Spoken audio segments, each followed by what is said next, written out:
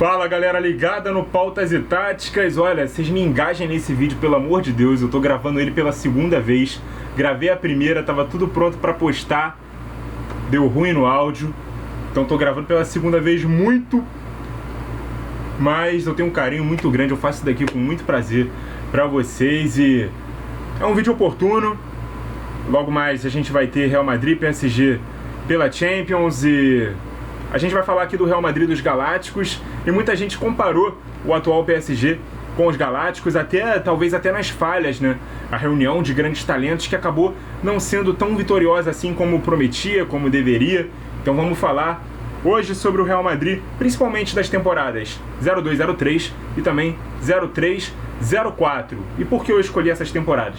Porque foi a última temporada antes da vinda do David Beckham, né, que foi o último Galáctico, e a primeira já com ele no elenco, pra gente entender também como o resto do time sentiu o impacto tanto da chegada dele quanto da saída de outros jogadores. Se você já é inscrito, muito obrigado. Tá conhecendo aqui o canal pela primeira vez, seja muito bem-vindo.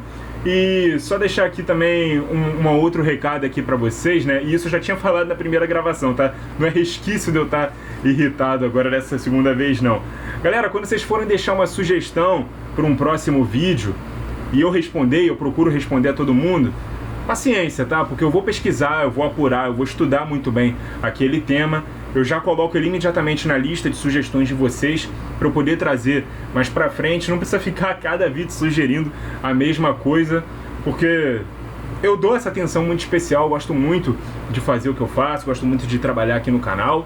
E eu gosto muito das sugestões que vocês dão, sempre fico muito feliz quando vocês dão essas sugestões. Então, se eu te respondi e te prometi que eu vou fazer a análise da equipe que você sugeriu, ou do tema, seja ele abrangente ou não, análise de jogador, pauta rápida, análise retrô como essa aqui, pode ficar tranquilo que eu vou estudar e vou fazer o vídeo referente à sua sugestão, beleza? Inclusive, numa das últimas análises aí, eu fiz do Cruzeiro de 2003, que um rapaz lá atrás, quando eu comecei o canal, no começo de 2020, já me pedia. Quando o canal tinha menos de 100 inscritos, eu fiz a sugestão dele. Então, vou procurar ser um pouco mais rápido, até porque a demanda aumentou de vídeos. Mas, óbvio, paciência. Tô pedindo paciência pra vocês comigo nesse momento, beleza? Então, vamos lá. Real Madrid da época dos Galácticos. Começando com o time que foi treinado pelo Vicente Del Bosque, né? O time que veio logo depois da temporada da 9ª Champions League que o Real Madrid conquistou. Aquele time que tinha Casillas no gol, número 1, Michel Salgado na lateral direita, a dupla de zaga Helguera e Hierro, e o time sentiu muita falta do Hierro quando ele saiu, a gente vai falar disso já já, e o Roberto Carlos na lateral esquerda. Eu acho até que o Roberto Carlos jogava com a 3 e o Helguera com a 6, mas vamos deixar assim para melhor compreensão, beleza? O Figo era o ponta direita, inclusive, nem sei se vai dar pra vocês verem. Essa camisa aqui que eu tô usando é do Figo. Figo número 10, né? Essa camisa, inclusive, é da temporada 01-02, né? Que foi o ano de centenário do Real Madrid. Caiu alguma coisa ali, mas beleza. Aqui a dupla de volantes, Makelele e Cambiasso. E pelo lado esquerdo, o meio aberto pela esquerda, era o Zinedine Zidane.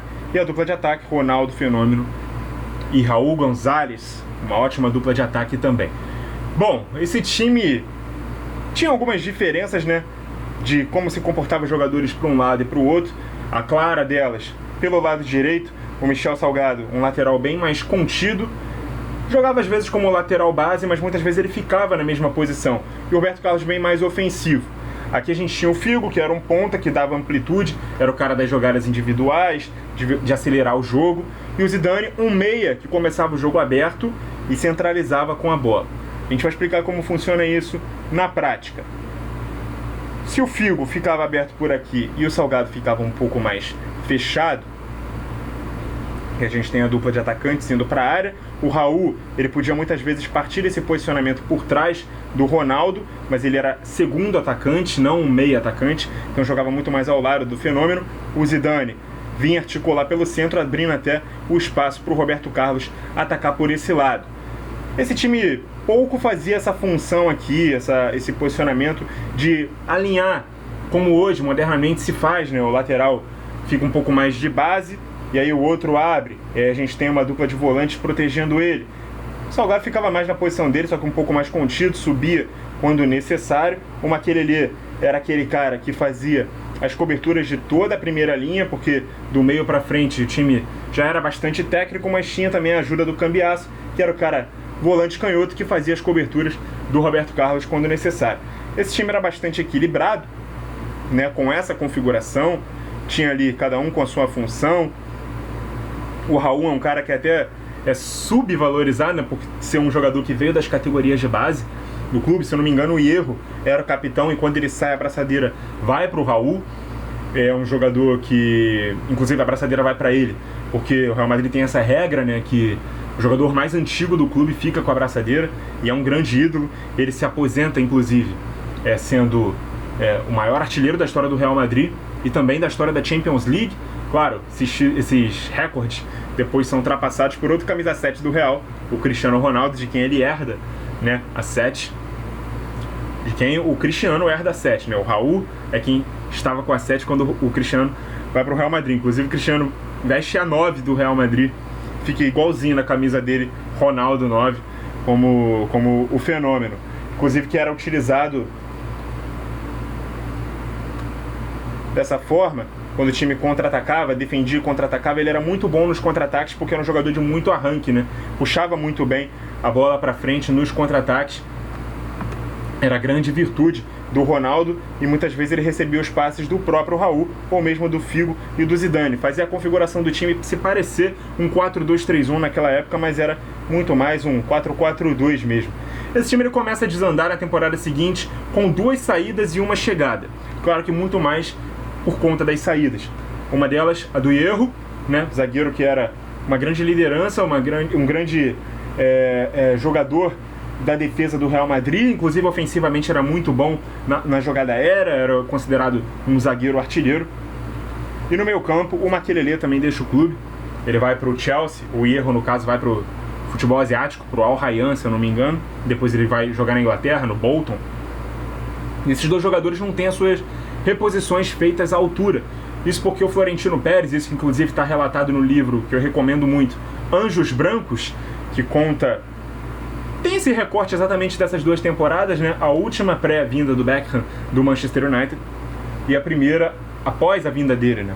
Como foi a primeira temporada do astro inglês. Inclusive foi o 4º galáctico a ser contratado. O primeiro foi o Figo em 2000, o segundo o Zidane em 2001, Figo vindo do arquirrival Barcelona, Zidane da Juventus, o Ronaldo em 2002, pós-Copa do Mundo, depois que ele fez aquele barulho todo na Copa, vindo da Inter de Milão, e aí vem o David Beckham. Faltou falar inclusive sobre o Ronaldo, que ele tem um problema no joelho, né, já tinha tido na Inter de Milão, e ele se torna um jogador de piques um pouco mais contidos, né, um cara que inclusive chega a dizer que ele tem 30 piques por jogo. Então ele procura muito mais os espaços, né? Não é mais aquele jogador de muita velocidade, mas ele busca muito isso porque é a principal característica dele. Mas ele se preocupa um pouco mais em procurar o espaço mais vazio para poder receber a bola dos jogadores que vêm de trás com mais naturalidade. Então voltando aqui, o time perde o Hierro e perde o Makelele, repõe a zaga, ora com o Pavon, ora com o Raul Bravo, que eram 2 jovens zagueiros, e no meio campo com o Beckham, que jogava por aqui no Manchester United, pelo lado direito, inclusive com o Carlos Queiroz, que assume o time após a não renovação do Vicente Del Bosque para a temporada seguinte. O Carlos Queiroz assume o clube, ele era auxiliar do Ferguson no Manchester United.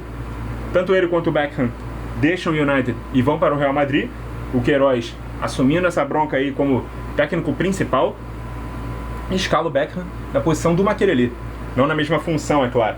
O Makelele tinha aquela função de ser um pouco mais para-brisa, essa função fica um pouco mais com Cambiasso, e o Beckham encosta um pouco mais aqui no meio para ajudar o Zidane na articulação. Então o Cambiasso, que tinha basicamente a função de cobrir o Roberto Carlos pelo lado esquerdo, agora ele tinha que proteger e ocupar todo esse setor de meio campo. Então ficava muito mais sobrecarregado, né, a função dele. Esses 6 jogadores praticamente não ajudavam na defesa, com exceção do Roberto Carlos, que tinha que recompor, né, para poder ficar na posição dele, mas esse jogador aqui ficava bem mais sobrecarregado, muitas vezes até perdia a posição, né? Solari, McManaman, Gucci, são exemplos de jogadores que poderiam atuar nessa função. Então foi um time que reunia muito talento, mas muitas vezes deixava a tática um pouco de lado. O Florentino Pérez, presidente da época, foi criticado, tendo sido comparado a um garotinho que monta um time de videogame, reúne vários craques, mas esquece dos defensores. E o Pérez respondeu primeiro dizendo que qualquer garotinho de videogame entende mais de futebol do que jornalistas ou treinadores que impõem sistemas táticos complexos demais para que os grandes craques assimilem. E os craques poderiam se entender bem dentro de campo.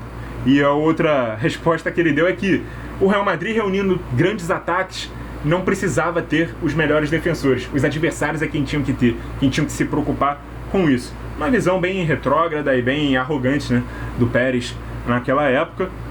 Hoje em dia, ele que ainda é presidente do Real Madrid, chegou a sair e depois retornou. Já pensa futebol de uma maneira bem diferente, monta times muito mais equilibrados, reforça todos os setores. Mas enfim, é um time que, se você for ver o compilado de melhores momentos dele, nos vídeos, você vai ver um futebol belíssimo, várias combinações de jogadas, lançamentos, golaços. Era um time muito talentoso e por isso encantou muita gente que viu jogar. Porém, foi muito menos vitorioso do que poderia. Perdeu a Champions League, foi eliminado nas quartas de final para o modesto Mônaco.